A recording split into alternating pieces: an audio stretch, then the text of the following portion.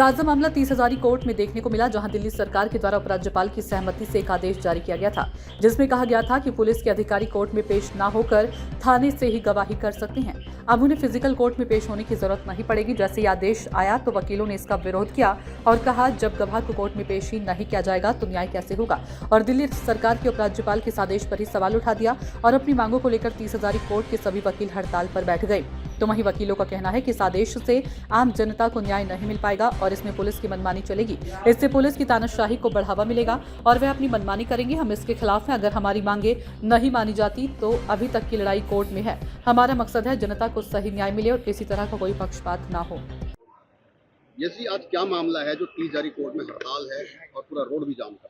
देखिए, 13 अगस्त को हमारी सरकार एक नोटिफिकेशन जारी करती है एलजी साहब की रजामंदी के साथ, जिसमें वो दिल्ली के सारे पुलिस स्टेशन को डेजिग्नेटेड प्लेसेस करार देती है और वो ये कहते हैं कि हर पुलिस वाला अब पुलिस थाने से गवाही दे सकता है, जो कि एकदम ही फेयर ट्रायल के अगेंस्ट है, प्रिंसिपल ऑफ नेचुरल जस्टिस के अगेंस्ट है।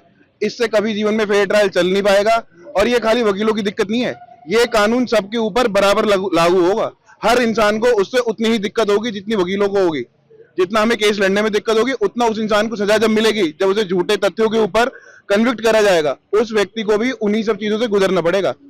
ये नोटिफिकेशन आई है, इसके खंडन में हमारे जो जितने हर कोर्ट में एक बार एसोसिएशन होती है और सारी बार एसोसिएशन की एक कोऑर्डिनेशन कमेटी है। उस कोऑर्डिनेशन कमेटी ने सरकार को 48 घंटे दिए थे कि इसे विड्रॉ करा जाए। एक बार पहले भी ये नोटिफिकेशन आई थी और ये विड्रॉ कराई गई थी और हम वकीलों ने ही स्ट्राइक करी थी। और अब जब 48 घंटे पूरे हो गए तो उसके बाद हमने पिछले हफ्ते शुक्रवार को, शनिवार को, आज मंडे को हम प्रोटेस्ट कर रहे हैं।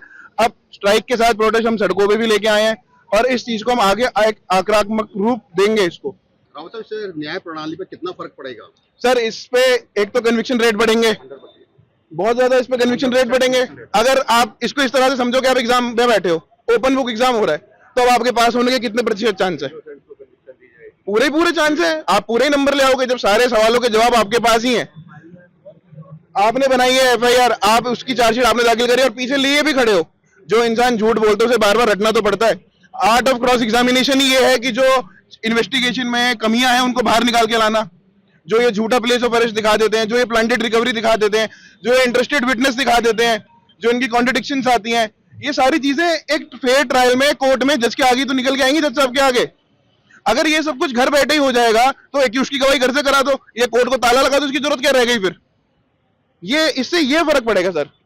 और इस चीज के खिलाफ हम सब वकील आवाज उठा रहे हैं और आवाज उठाते रहेंगे। अगर ये लोग हमारी बात समझते हैं तो ठीक, वरना आगे जैसे जैसे हमारी आदरणीय कोऑर्डिनेशन कमेटी, हमारी बार एसोसिएशन जो डायरेक्शन देगी हम उसकी कंप्लायंस करेंगे। वो 1 दिन की स्ट्राइक करेंगी, 10 दिन की करेगी, महीने की करेंगी, तो हम वो भी करने को तैयार है। वकील एकता जिंदाबाद, वकील एकता जिंदाबाद। नमस्कार। सूचना इंडिया के सभी दर्शकों को बधाई। अब आप सूचना इंडिया देख सकते हैं जियो टीवी चैनल नंबर 4053 पर भी। साथ ही सूचना इंडिया के सभी सोशल प्लेटफॉर्म इंस्टाग्राम, फेसबुक और ट्विटर से जुड़े और पाएं आपके क्षेत्र से जुड़ी हर एक खबर। अगर आप खबरें पढ़ने में दिलचस्पी रखते हैं तो अभी लॉग इन करें www.सूचनाindia.co.in पर।